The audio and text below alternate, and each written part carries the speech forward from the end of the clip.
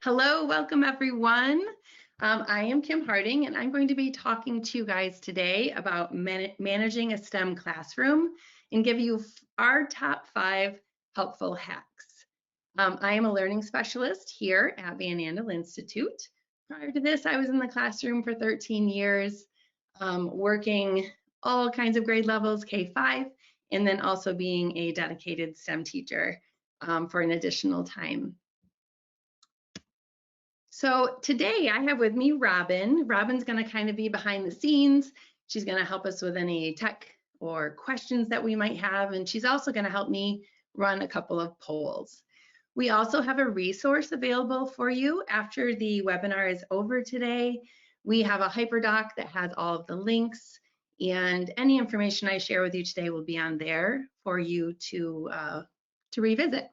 We are also recording today, and you will also be able to have access to that after the webinar.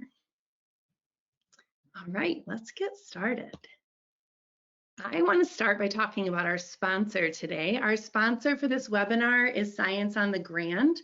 This is a STEAM conference, and it really is an amazing thing. This is something that I attended as a classroom teacher years ago, but it is a great place to just get new ideas, things to try in your classroom, really just reignite the passion that you have inside of you for being a teacher, talk with other like-minded teachers and share ideas, and it just adds so much to your toolbox and really just inspires you to keep doing the great job that you're doing.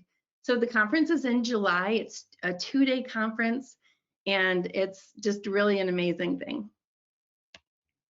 All right, so we're going to take a couple polls today. Our first one is here. I would love to know who is here today. Who am I speaking with? So just take a look through the list. Are you a K-5 STEM teacher? So you're just a dedicated STEM teacher.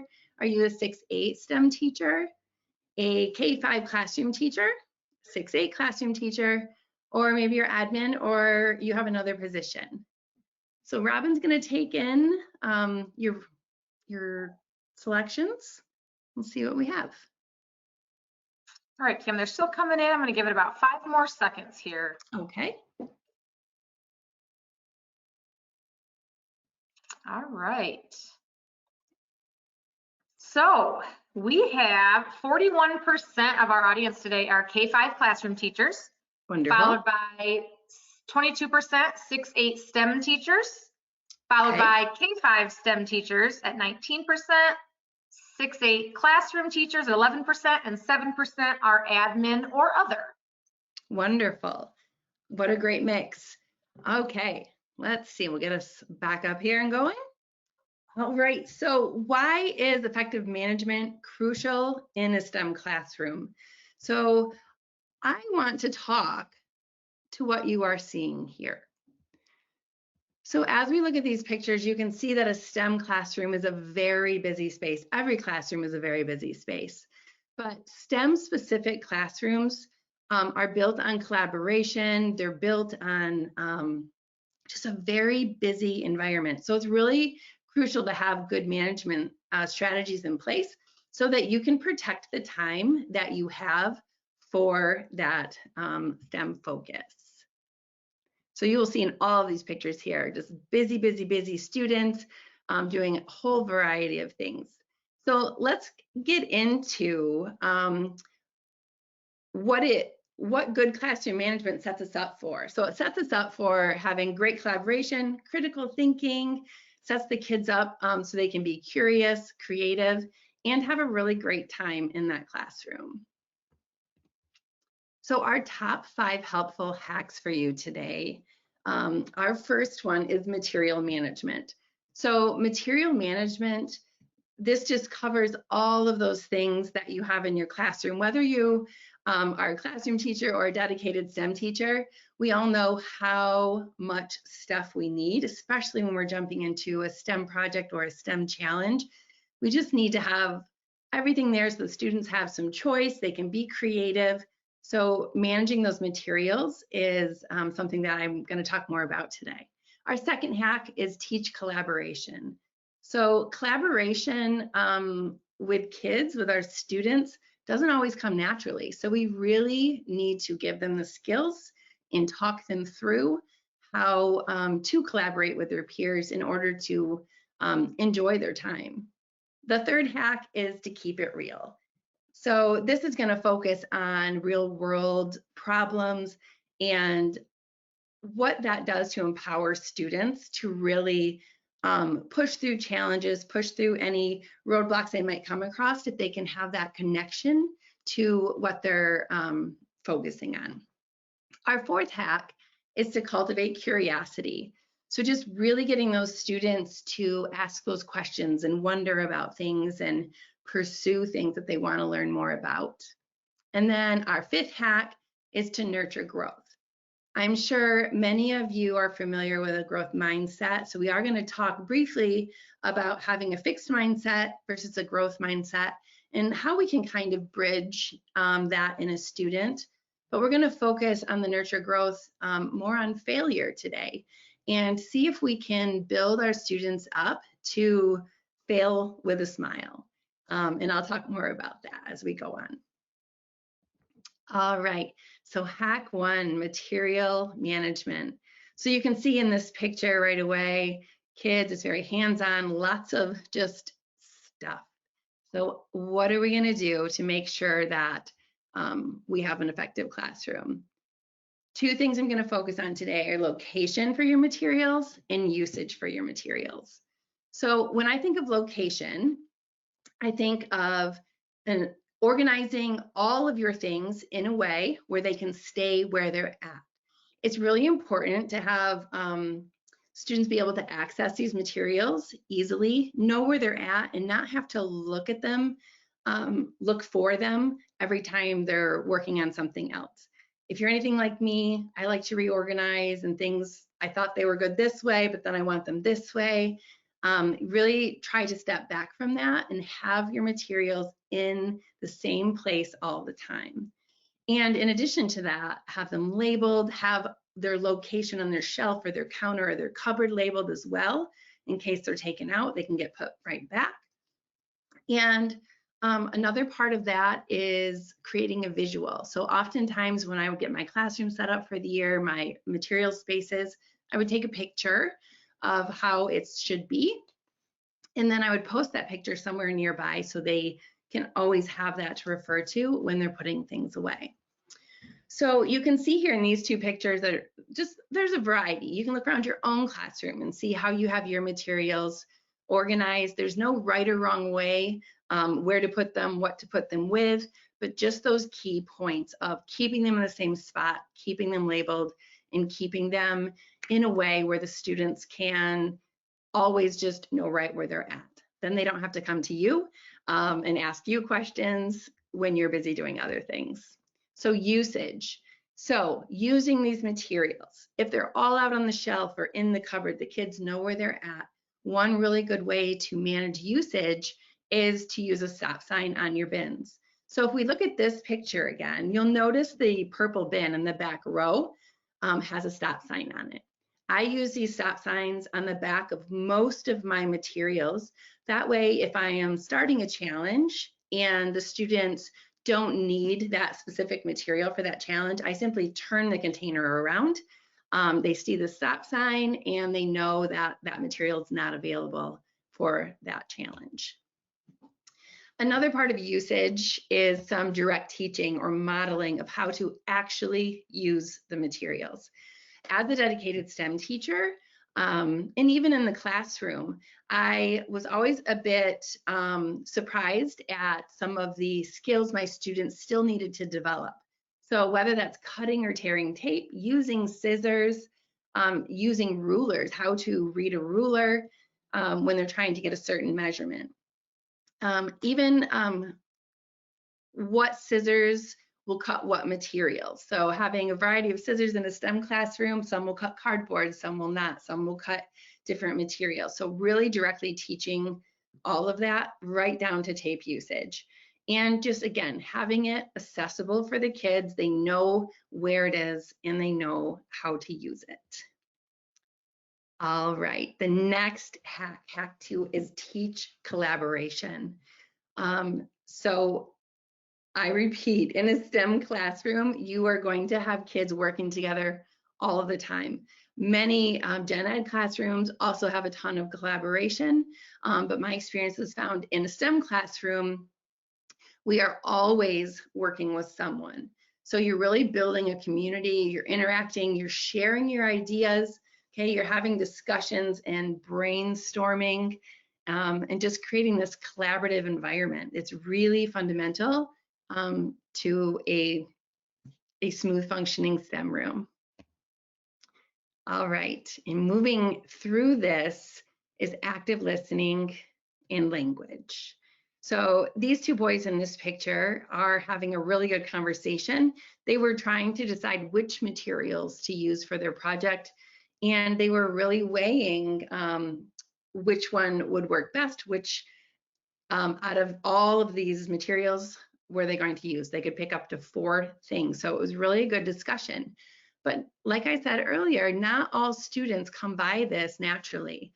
So when I'm starting with a new group of students, and I always try to instill them with the power to listen actively. And what that means is to just listen to understand. We can oftentimes have a conversation with a partner or a small group, and you're listening, and they're talking, you're hearing their voice, but you're not really listening for the meaning. So listening to understand is something that needs to be modeled, and it needs to be practiced by your students. Asking deeper questions. This is very important. I'm going to talk a little bit more about this in a few minutes. Avoiding interruptions and trying not to be distracted. So in a STEM classroom, again, any classroom, it's very busy. So we have to know ourselves. We have to be able to be mindful of what distracts us, what can interrupt us, and try to focus in a different direction. And when we're collaborating, we need to make sure we're withholding judgment. There's a lot of sharing, a lot of people being vulnerable with their ideas and their thinking, and we really have to protect that space to make it a safe space to share. So withholding judgment is another thing we really need to teach our kids how to do. And then taking those nonverbal cues, just picking up on the people around you. Are you distracting them? Are they trying to send you a message somehow?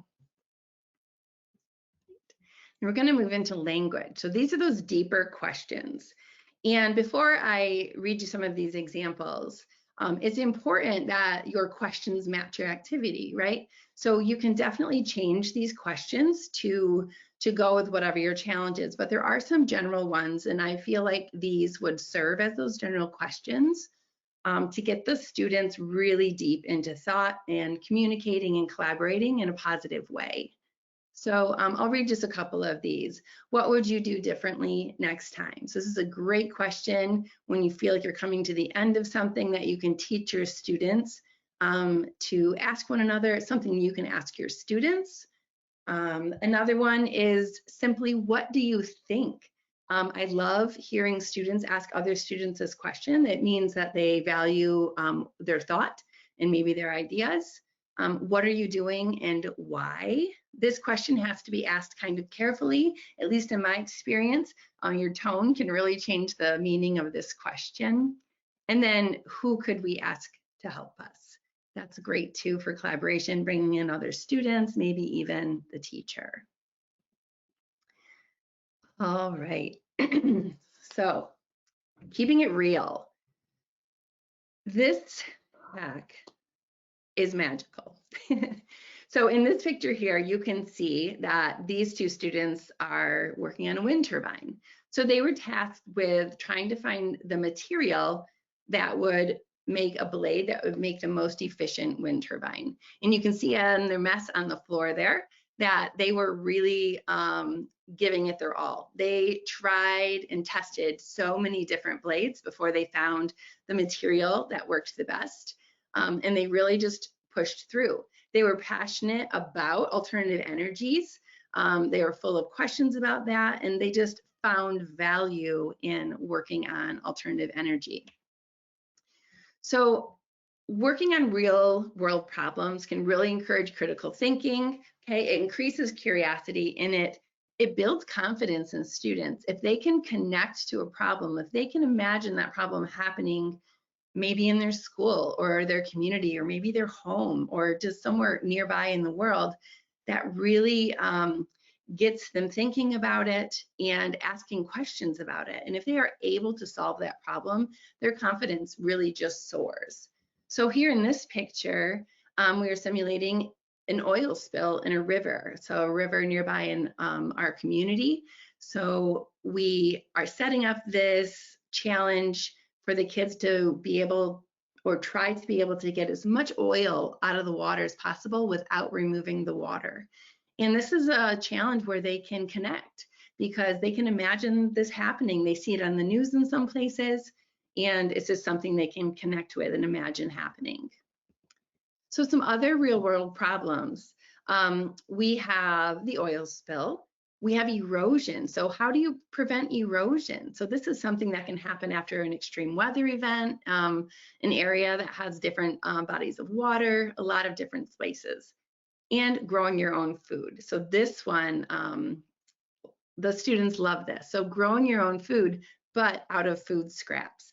So many students are just used to throwing their food scraps out, like the ends of their carrots or their celery. And to teach them that you can grow more food from that is very engaging to them. Solar ovens, another great way. So an alternate energy source, you can learn about solar. You can also cook with it. And then power outages, another real world problem that we have to deal with. So finding things, common items around your home that you could build a light source with, handheld light source. And then snowplow. So this is another real world challenge that I do.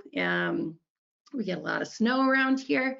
So I challenge the students to design and build a snowplow that will remove the most snow with the fewest number of passes down the road.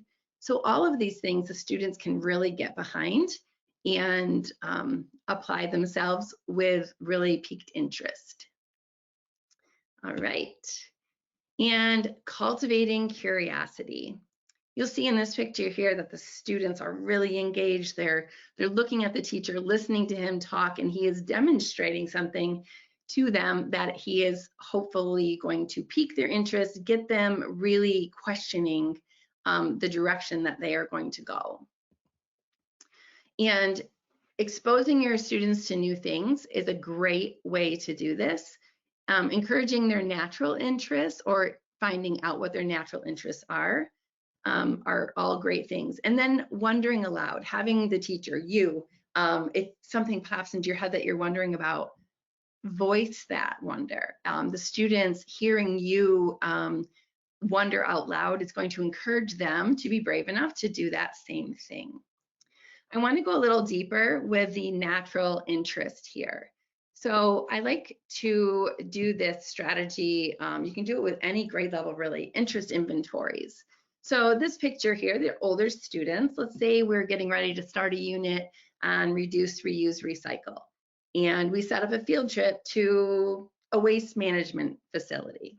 So we can go there with the intent of finding out what our interests are in this area of study. So we bring our paper, we bring our clipboard, pencil or pen, and as we are listening to them share, as we are walking around and seeing things, we are recording our interests down. So when we get back to the classroom, we have a very complete list of things that we're interested in that have to do with our challenge that we can apply or directions that we could go before we start to plan out that whole project, so we know that we're going to be engaged that whole time, or our students are going to be. You can also do interest inventory with younger students. So these students were tasked to create a piece of playground equipment that is accessible by someone in a wheelchair. So going out to your playground, looking at your playground and seeing what's there, seeing what they're interested in, and seeing how they could complete this task with all of that knowledge. All right. So nurturing growth.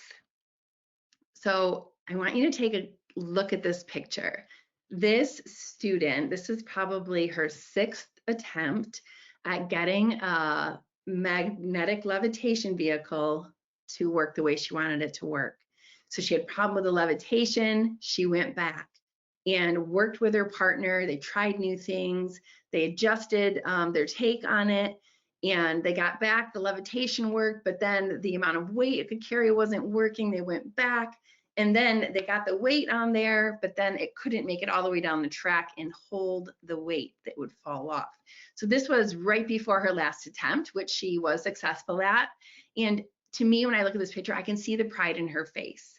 So just getting the students to a place where they're in that mindset of, I'm just going to keep trying until I get it, is just really wonderful. You can even see the interest of the student behind her in line to see if she's going to get it this time.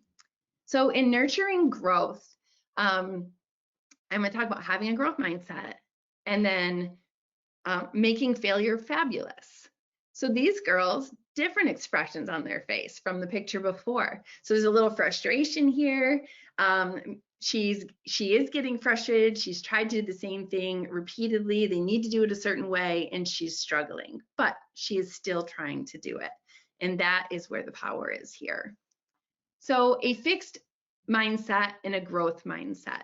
So I really just want you to look at the two sides here and think about a student that you've had or maybe have right now that has a fixed mindset. Someone that as soon as something gets difficult, they just get really down on themselves. So what I challenge you to do with this is just, if you have a student that is in a fixed mindset, counter that when you hear them talking with something from the growth mindset side. So if they say, I give up, you can just say, why don't you try a different strategy? Okay. So if they say, I made a mistake, and like, that's okay. Mistakes help you learn. And as you counter those negative thoughts that they're having with something positive, at some point, they're going to start turning that corner a little bit. It's going to take time for some students. Some students will just buy into it very quickly, and they'll enjoy the way that feels much more than that fixed mindset. But what I really want to focus in on this hack, I'll redo this quote first. So students who focus on effort and learning rather than failure are able to perform better the next time around. And this is from Dr. Carol Dweck. She's actually the lady that coined the phrase growth mindset. So I wanted to feature her a little bit in here. And then this quote I had on the wall in my classroom: don't worry about failure, worry about the chances you miss when you don't even try. And I use this as both just something I could reference with some of my students, just like a quick point of the finger so they could look at it and have that reminder. I even use this as a touch note. So I would write touch notes, just little things on sticky notes where they'd put it in their pocket, and every time they touched it, they would know what it said on it without even having to pull it out. And this was a really powerful one in the STEM classroom setting that I was in.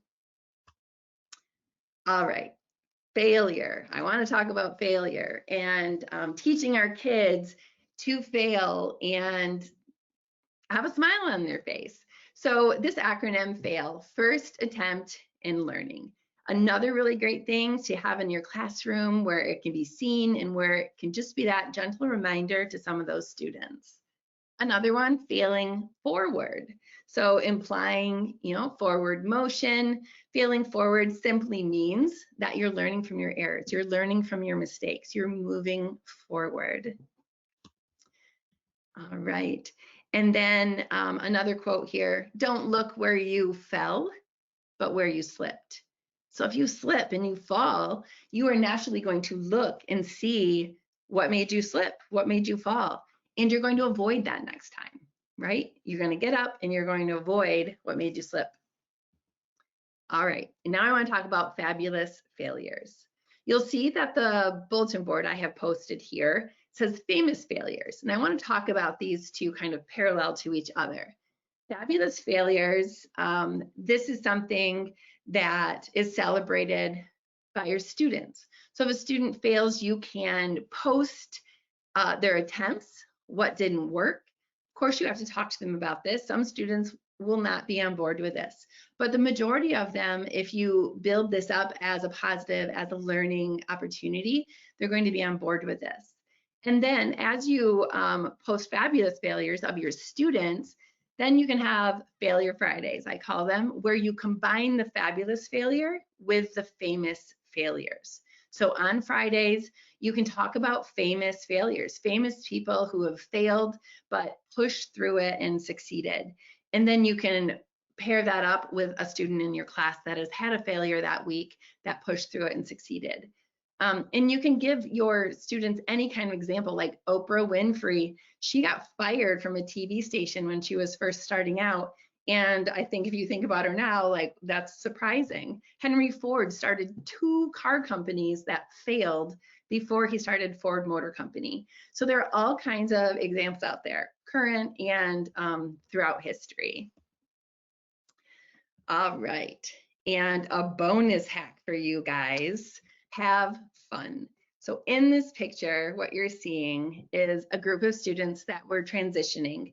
They're transitioning from seeing a tortoise at the carpet because they were studying behavioral traits back to their seats to get started on their challenge. So I asked them to move back to their seats like a tortoise would move. So they slowly walked and crawled back to their seats and had a great time. It was a really great couple of seconds rest for their brain to get them re-engaged for some brainstorming and working with their partner. Another thing you can do is a quick get up out of your seat, stand like a flamingo, stand like a bear, stand like a tree, wave your arms like a bird. So just these little brain breaks to kind of refresh the student's mind and maybe even their focus if you see that they're getting a little antsy. And then I'm going to end this hack with my favorite one. In my classroom, both when I taught gen ed and when I was in the dedicated STEM room, I would use the ninja all the time, ask my kids to move like a ninja or clean up like a ninja. And oftentimes it was after an activity where it was high energy, a lot of collaborating, a lot of noise, a lot of movement, just a very stimulating environment. And I would start to whisper at them and just kind of calm the mood in the room and say, all right, we're going to clean up all of our materials like ninjas today. And whatever table group gets it done the fastest is going to get a reward. And you would not believe the silence and stealthiness in the room. And it got cleaned up so quick and so quiet. And it just naturally calmed the kids. So by the time everyone's in their seats, they're calm, and they're ready to move on. So it's really a great way to make a transition from something that's high energy to maybe something that's low energy. All right. And our last poll, thinking about the hacks that I've just talked about, which one of these do you think would be most impactful? So we're just picking one, that material management. So just putting it in the same place, labeling it, showing them how to use it, teaching collaboration, so those active listening skills, in those deep questions, keeping it real, cultivating curiosity, getting those questions flowing, having their interests on the table, or nurturing growth, that growth mindset, and really just teaching your kids how to fail with a smile. So we'll wait for Robin to get those all in. Yep, they're still rolling in. We'll give it about 4 more seconds, then we'll close it out. Great, thank you. All right. So it looks like all of these hacks are going to be impactful, which is awesome. Wonderful. At the top, so at 34%, we have nurture growth, followed by 23% teach collaboration, 17% cultivate curiosity, 14% keep it real, and 11% material management. Wonderful. I certainly hope that you guys are able to put these into practice in your classroom and it helps you out and it helps your students out as well. As we start to wrap up today, I just want to invite you to join us for our next webinar. It's on February 21st, and it's Unlocking Curiosity and Critical Thinking, a practical guide to inquiry-based learning, and it's for K-12 classrooms. And then just another quick shout out for our sponsor, Science on the Grand. fabulous STEAM conference, 2-day conference. I really encourage you to join us for that. It's a wonderful, wonderful time. And then last but not least, thank you so much for your time today. I'm so glad that you've decided to come join me and listen to the hacks that I had to offer you. If you have any questions or anything pops into your mind, you have any wonderings, please feel free to email me, and I will definitely get back with you and help you out any way that I can. And then lastly, as soon as the webinar is over today, a survey is going to pop up for you. If you would not mind taking a couple minutes just to fill that out, that would mean a lot to me. I value your feedback, and I look forward to hearing just how you felt about today's webinar. All right, thank you very much.